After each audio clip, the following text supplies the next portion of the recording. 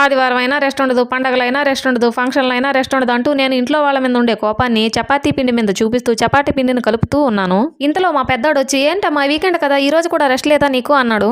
ఏంటి బాబు ఇంకోసారను? అదే రెస్ట్ లేదా అని.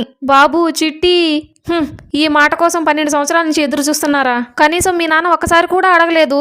పోనీలే నువ్వైనా అడిగావు కదా, చెప్తా విను. వీకెండ్ అయితే ఆకలేయడం మానేస్తుందా? తినడం మానేస్తారా?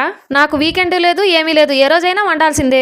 అది 3 పూట్ల. అసలు ఈ 3 పూట్ల ఎందుకు తింటారో నాకు తెలియక అడుగుతాను. ఒక పూట తింటే సరిపోదా? పొద్దున లేస్తూనే టీ పెట్టాలి, తర్వాత టిఫిన్ చేయాలి, తర్వాత భోజనం చేయాలి, మళ్ళీ సాయంత్రం టీ పెట్టాలి, తినడానికి ఏదో ఒకటి చేయాలి, మళ్ళీ రాత్రికి వంట చేయాలి. ఇలా రోజంతా వండుతూనే ఉండాలి. మళ్ళీ ఒకటి చేస్తే నచ్చదు. ఒకరికి ఇడ్లీ అంటారు, ఒకరు దోశ అంటారు, ఒకరేమో టమాటా చట్నీ అంటారు, ఒకరేమో పల్లి చట్నీ అంటారు.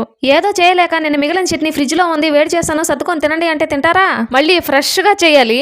మళ్ళీ వీకెండ్ రెస్ట్ అని డైలాగులు. శత్రువులు ఎక్కడో ఉండరు, మన ఇంట్లో మన కళ్ళ ముందరే. ఇంతలో మా చిన్నాళ్ళు లేసి, అబ్బా మళ్ళీ చపాతీ అయినా పూరి చేయమ్మా అన్నాడు.